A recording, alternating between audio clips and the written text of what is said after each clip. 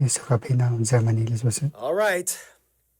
Lederhosen, Schnitzel beer, bratwurst order, bread and beer, complicated history beer, no humor, EDM, and gummy bears that will kind of like give you diarrhea, but it's like worth it. Ugh, those are such horrible stereotypes that every German is so sick and tired of hearing. Want a gummy bear? No? It's time to learn geography. Hey everyone, I'm your host Barbie. So we've conquered Belgium's castle, jumped through Denmark's lagoon, danced through France's forest, and now we've made it to the final boss of the EU, Kingpin Germany. Level 1, begin.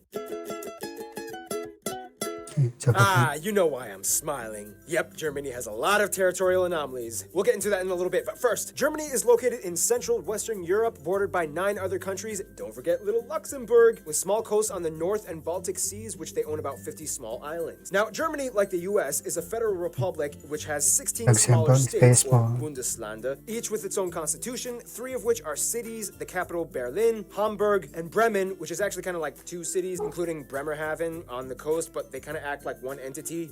Fun side note, Lower Saxony is actually geographically situated further north than regular Saxony. Now let's jump into the fun stuff. Now, we already discussed the Jungholz Quadrupoint and the Vennbahn railway enclaves with Belgium and Austria. However, there's a few more. The entire town of Bussingen am Hochrhein is surrounded by Switzerland, whereas part of the Konstanz is cut off by the Rhine River and surrounded by Switzerland. However, immediately across the river, a small patch of empty land on the German side actually belongs to Switzerland. Finally, they split the island of Usedom with Poland in the north. Germany is interesting because every state in the country has its own distinct culture, dialect, history, food, traditions. I mean, Bavarians will be quite drastically different from Schleswig-Holsteiners. Mecklenburg-Vorpommern will be different from Saarland. This all has to do with ancient and recent history. Basically, in the quickest way I can summarize this, Germanic tribes, Roman wars, Charlemagne, 3 kingdoms, this guy marries an Italian, creating a whole new mess called the Holy Roman Empire, made up of 300 smaller separate kingdoms, states, and dukedoms, which had nothing to do with Romans. Teutonic Knights, Brandenburgs became Prussia, Habsburgs became Austrians, Lithuanians and Poles made their own thing, whereas the Hungarians joined the Austrians. Wars, battles, Napoleon comes over and messes everything up, and finally, German nationalism surges, and in 1871, Otto von Bismarck creates the first proto-German unified state. And then they're all like, oh dang, we came late to this game. We gotta scramble for some colonies. And that's how all of these countries at one point spoke German. Oh, and also keep in mind, like 300 years before this, a German banking company obtained colonial rights to Venezuela for like 20 years. They were looking for the lost city of El Dorado. So technically, you can kind of say Germans colonized the Americas, but it wasn't like a nationalized conquest thing. Fast forward even more, and then you get World War I, the monarchy ends, Treaty of Versailles, they lose land, Nazis come in, World War II, Germany splits in 2 for about 40 years, and then finally, we get the Germany we have today. East Germany, consisting of these states, is today still quite different from the rest of Germany as it was first occupied and influenced by the Soviet Union. They are generally not as well off economically as the rest of the country, as you can still see the blocky Soviet-style buildings sprawl throughout the regions. In fact, the city of Berlin was split in half, and the west side was actually an enclave of West Germany, only accessible by train and highway. You can even see from a satellite image the divide. East Berlin still uses the yellowish tinted sulfur vapor light bulbs, whereas the west still uses fluorescent and mercury arc white tinted light bulbs. Now, the funny thing is, although Berlin is the largest city in Germany, the busiest airports are actually Frankfurt, Munich, Dusseldorf, with Berlin Tegel ranking at number 4. Otherwise, some top notable landmarks and spots would be the Brandenburg Gate, the Valhalla, Cologne Cathedral, the Ulminster Church, the tallest in the world, the Berlin Victory Column, and hundreds of castles all over. The most notable one probably being Neuschwanstein, the concept behind Disney's Cinderella Castle. Germany also has over 400 zoos, more than any other country in the world. And of course, everybody knows about the Autobahn, the highway system in which if you see this sign, it means there's no speed limit. And it's like that for a huge portion of the roadway. And no wonder, considering how vast and wide those cultivated countrysides can get. Time for level 2.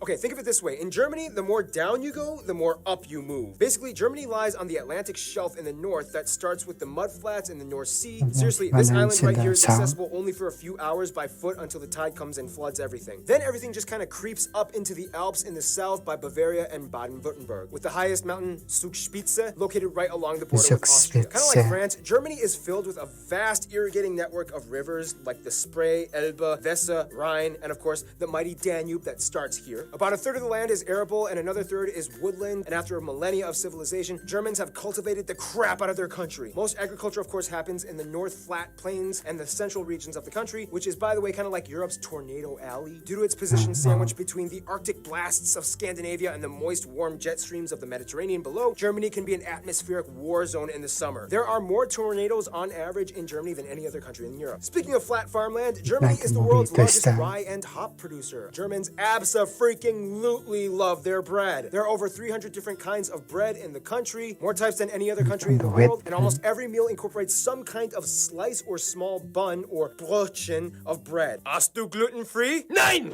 Germans are heavy meat eaters, specifically in pork. They basically know every possible way to cook a pig. Over 50 different types of sausage exist alongside schnitzels, rouladen, sauerbraten, Schweinsachse, and at a big party you might find Spanferkel. Beer reigns supreme all over as the third largest consumers of beer after the Czech Republic, even their president has no problem with public intoxication, and Austria. Germany is world-renowned for their beer, which by the way follows the Reinheitsgebot rule in which they are only allowed to use water, hops, malt, and sometimes yeast. Nonetheless, about 1,300 breweries exist, pumping out over 5,000 brands. The oldest continuously existing brewery in the world, started by Benedictine monks in 1040 AD, can be found here. Germany takes the environment very seriously and for the past 2 decades has been going on a major green revolution. As of today, they have the largest installed solar power capacity, and green infrastructure practices like home-installed turbines and solar panels have seen a huge surge in the past 10 years. Forests dominate the southern regions where the landscape gets hillier and mountainous, the most famous one being the Black Forest or the Schwarzwald in Baden-Württemberg. Deer, bears, boar, foxes, badgers, and the national animal, the eagle, can be found thriving in these parts. Nonetheless, economically, Germany is known mostly for their exceptional engineering and industry production. Companies we've all heard of like Volkswagen, BMW, Mercedes-Benz, Porsche, Audi, Telecom, Nivea, DHL, Bosch, Adidas, Puma!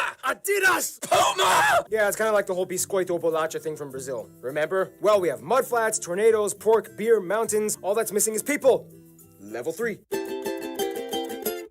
Fun little side note, in Germany, this is 3, not this. Now, if the EU was a family, Germany would kind of be like the dad who got out of rehab, reconciled with his wife and kids, and is taking his new life very seriously as he is haunted by the demons of his past every day. First of all, the country has about 82 million people and is the most populated in the EU, second most in Europe after Russia, and has the 4th largest nominal GDP in the world. About 80% of the country identifies as ethnically German, 12% other Europeans, mostly Polish, Italian, Dutch, and so on. Turks make up about 3.5%, Asians at 2%, and the rest are made up of other groups like Africans and Americans. Also, they use the euro, they use the C and F type outlets, and they drive on the right side of the road. Germany is without a doubt a global powerhouse. It is the strongest economy in the EU and makes up about 16% of the union's population. It's the 3rd largest exporter and importer of goods in the world. After the United States, Germany is also the 2nd most popular global migration destination. Germany experiences a high standard of living, tuition-free universities, if you get accepted that is, a mostly government-subsidized universal healthcare system, about a quarter is still privatized, and state pension for retirement at age 65. Now, when it comes to language, things get a little tricky. Each state kind of has their own type of German. However, to get by, most Germans learn how to speak Hochdeutsch, or High German, which is the standard dialect. The European Charter, however, protects the minority languages of Frisian, Danish, Romani, Sorbian, which is like a Slavic-based language used along the Czech-Polish border, and Plattdeutsch, or Low German, which has similarities to Dutch and is typically used by the Amish and Mennonite communities across the world. In terms of regional distinctions, though, Germany is kind of divided into 5 cultural areas: Rhineland, East and Middle Deutschland, Norddeutschland, Baden-Württemberg, and Bavaria. Rhineland is on the west side and has a culture somewhat more influenced by France, more Catholics. Carnival celebrations are huge out here. East and Middle Germany was the part that used to be its own country for 40 years as it was influenced by the Soviets. Sorbians can also be found here too. Northern Germany has a coastal sea culture that identifies closer with Denmark and the Netherlands. They are also known for being kind of quiet and reserved. Baden-Württemberg has an interesting Swabian culture where they speak a dialect so thick that only about 40% of it is intelligible to other Germans. And then you have Bavaria, which is where the Americanized, perpetuated stereotypes about Germany came from, with lederhosen, dirndls, half-timber, beer houses, and cuckoo clocks. For the record, Germans are sick of those stereotypes. It's like saying all Americans are cowboys with guns and horses. Speaking of stereotypes, some of the stereotypes in Germany include things like Saxons being very indecisive, Berliners are always bragging about themselves, Swabians are stingy, Bavarians drank too much, Hessians talk too much, Holsteiners don't talk enough, and so on. Words differ from regions too. For example, in High German, you would say Auf Wiedersehen, but in Bavarian, you would say Fiat die Gott. In Kölsch, you would say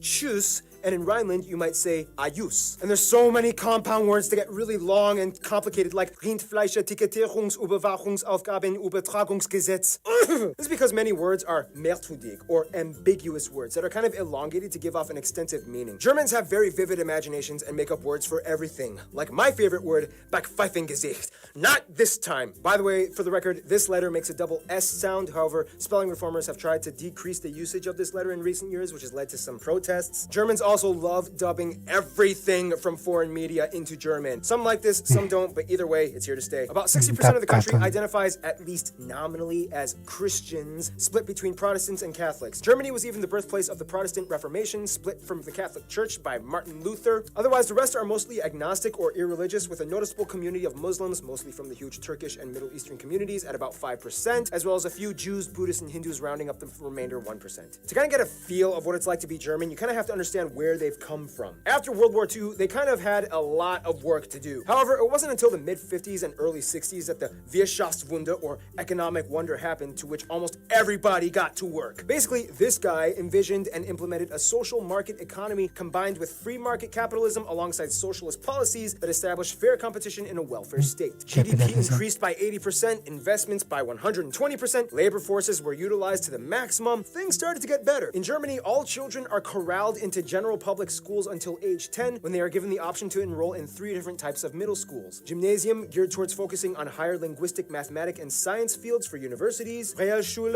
a middle ground type of school. And Hauptschule, a school that is geared towards helping kids that seem to show promise in specific vocation or trades. Germany also has the largest music market in the EU and the 3rd in the world after the US and Japan. They love preserving their heritage and culture through music and art. In fact, there are around 130 national orchestras, mostly supported by public money, and artists get a 50% reduction in health insurance through a special type of offer in the legal system. One thing that still kind of supposedly maintains itself in Germany is the mindset of Vergangenheitsbewältigung. Totally butchered that, which kind of translates to a lingering sense of guilt from the past. Germans have reportedly some of the lowest levels of national pride, and unless if you're at a soccer game, chances are you will almost never see anyone holding a German flag or waving it in any kind of like patriotic setting. It's weird, but it's kind of how things are. You monster! They've made great strides to move on from the past. Nazi flags and Mein Kampf are incredibly illegal items to own in Germany, and they even have a rule, the Volksverhetzung, which basically says you cannot talk trash by denying the past atrocities. Some people say this infringes on free speech, others say it's good because it solidifies truth. Otherwise, some notable Germans throughout history include Charlemagne, although he was a Frank, but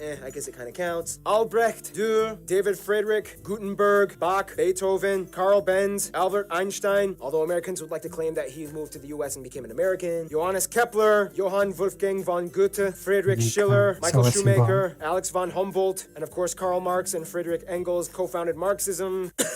One thing Germans do best would have to be diplomacy. To this day, the German passport holds the most visa-free nations out of any other country in the world, just beating Sweden. Therefore, you can kind of conclude that Germany kind of knows how to relate to people. Let's find out how in the final round, level 4.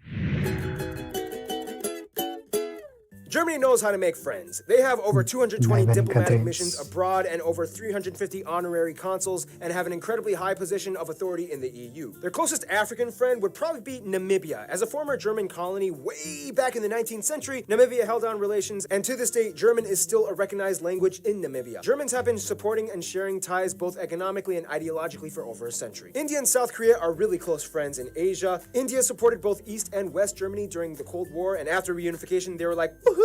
Even better! And Germany is to South Korea what Japan is to France. They love to piggyback off of each other's ideas and cultures, especially in the automotive industry. Many South Koreans were sent to Germany after the Korean War to work abroad and study, and Germans have been growing in fascination with visiting South Korea. The US is probably the closest ally outside of the EU. About 30% of Americans claim German heritage, and after World War II, the Marshall Plan allowed the US to give post-war aid to Germany, which helped kickstart the economic recovery. Germany was a key figure in the formation of the State of Israel after World War II, which after the Holocaust left an obligation to invest in the building up of a Jewish community. Turkey is probably the closest Middle Eastern ally, as the Turks make up the largest Asian demographic in Germany, although many of them may or may not also identify as Kurds. But since Kurds don't have a state of their own, they usually go under Turkish passports when immigrating and are documented as such. Their best friends, however, would probably be literally all their neighbors. The thing is, Germany is kind of like Bosnia and Herzegovina, in which by default they kind of get friends based off of the regional alliances. Bavarians get along with Austrians, Baden-Württembergs get along with Switzerland, East Germany has good relations with Slavic countries, the Rhine states love Belgium, Luxembourg, and France, and the North side loves the Netherlands and Denmark. France, though, is kind of like the trophy wife of Germany, as the two have had an angry start, but then eventually fell in love and worked together beautifully. France is like the beautiful, flashy spokesperson for the EU that stands in the spotlight as Germany stands in the background, managing all the money and logistical work. In conclusion, although Germanic peoples have existed for thousands of years, an actual unified German state didn't appear until kind of recently, and the brief time that they've been around,